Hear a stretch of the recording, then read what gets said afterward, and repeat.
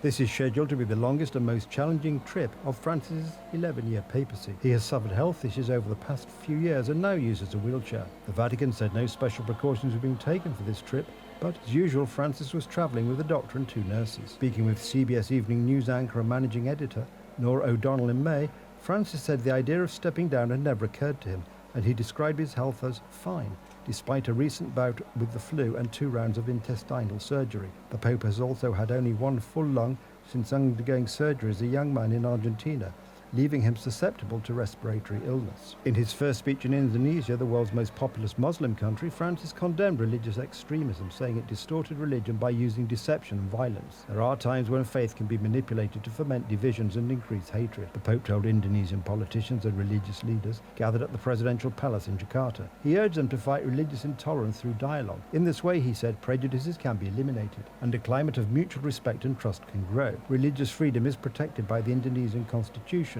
and the country prides itself on its diversity and tolerance, but Islamic fundamentalism has made inroads, and there have been incidents of religious violence in recent years. In Jakarta Cathedral, Pope Francis was welcomed by an enthusiastic crowd of hundreds, including small children playing the angklung, a traditional bamboo instrument, as they waited Francis' arrival. Indonesian youth became emotional as they engaged in a dialogue with Pope Francis on his visit to Jakarta Cathedral's Youth Centre. Anna Nur Avalia, a Muslim, was in tears as she remarked on how her experience was an incredible transformation.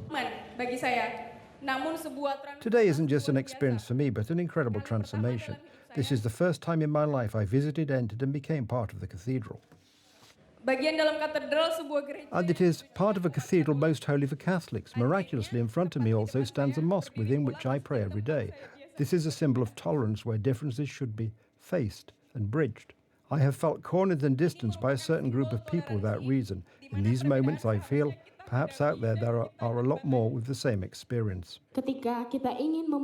Differences could create future conflict and often end with destruction. When we want to bring the fire of unity to these people, we instead see religious conflicts arise and ultimately the burning of places of prayer.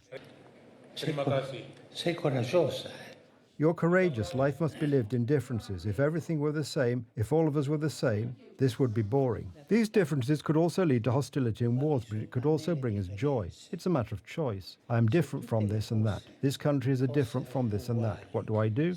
Do I engage in dialogue or do I engage in war? Pay attention to this. Indonesia, the world's most populous Muslim majority nation, has about 280 million inhabitants, only 3% of whom are Catholic.